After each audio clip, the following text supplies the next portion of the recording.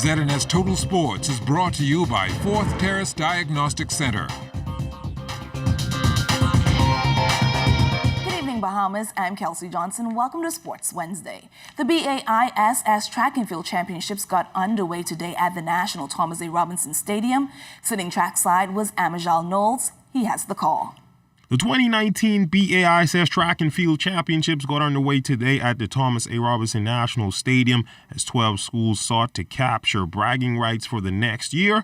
But in recent memory, it has only been between two schools, St. Augustine's College and Queens College. We caught up with the men in charge of both programs on their expectations for the next 3 days. Once we win the first day, like a forward to last year we was behind. We had to come back, take everything out of us to come back, and we fall short.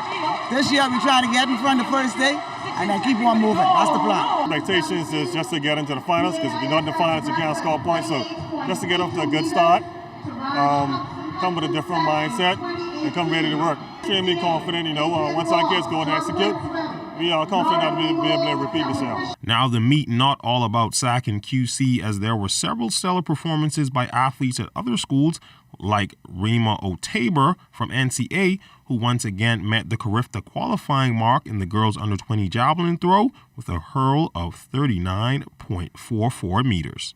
Last year I got to compete in the 2018 Carifta Games held here, and since then I've been improving. So I had previously qualified already at other meets, but it's good to know that I can still come out and do as good. The competition was fair. It was fair. It was a fair competition. It was good. Everyone came out and did their best. Now back to the track and arguably the race of the day in the boys under 20 and 110 meter hurdles final. We saw an extremely close last 20 meters between SAC's Oscar Smith, QC's Sean Miller, and SAC's Raymond Oriaki, but ultimately taking this one in 14.05 seconds was Oscar Smith from SAC. Well, this wasn't my best race yet, but I went out there, got it hard. I realized that Sean was on the side of me. I had to stop my trail like quicker. Got quicker in between the hurdles and came out with the win. You said you wasn't impressed with the time. Why was that? No, I was not impressed with the time at all. I could be way better. But nationals, I'll be back. Carifta trials, I'll be back. And after day one, the point standings look like this. Out in front with 434 is QC, followed by SAC with 396. In third is St. John's with 153.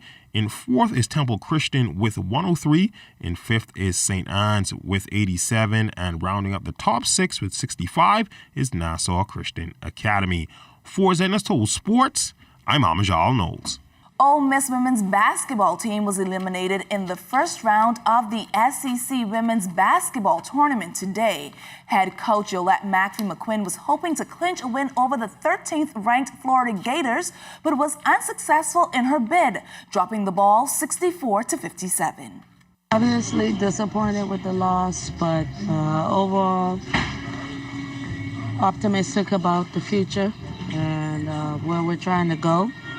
When I took this program over, there were 2 players eligible to play, and so it's incredible that we were able to accomplish some of the things we accomplished under the circumstances. Right now, we just focus on moving forward and recruiting and bringing in the talent that can make us more competitive as we continue to build.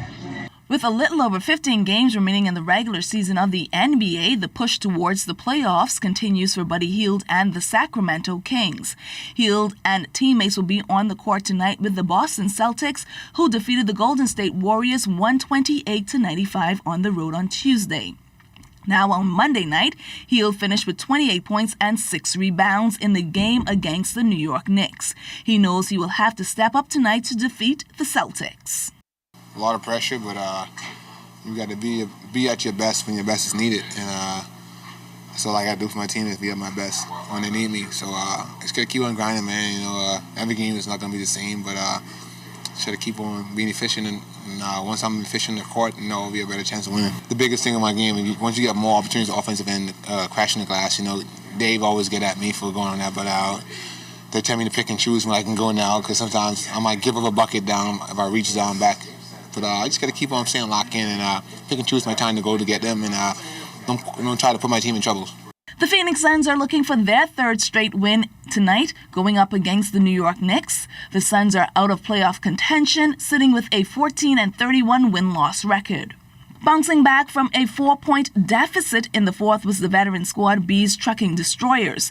The defending champions in the New Providence Women's Basketball Association rallied back behind the hot hands of Brittany Harrison, who scored a double-double, 15 points and 15 rebounds to defeat the youthful Foxy Angels 64-60.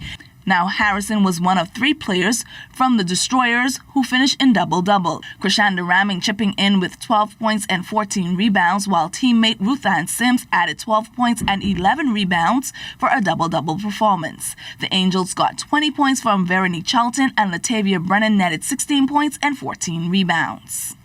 I feel like our experience helped us a lot in this game due to the fact that they made a lot of simple mistakes, little young errors in the beginning of the game and also at the end. It's a young team, and I think it was first championship jitters more than anything else. So, but overall, they know they in the dogfight, and the jitters are gone.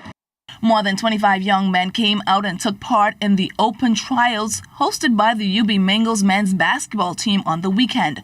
The players went through a series of drills, including a couple of scrimmage games, which gave head coach Backersroll and members of the coaching staff a better view of their skill sets. The selected players will be given scholarships and added to the team's rosters for next year. They will also travel with the team to international games and compete at home in the New Providence Basketball Association. Coach Roll was impressed with the talent pool and looks forward to adding the players to the program. Today's talent was pretty good, to be honest with you. Saw some players that we think could make an impact.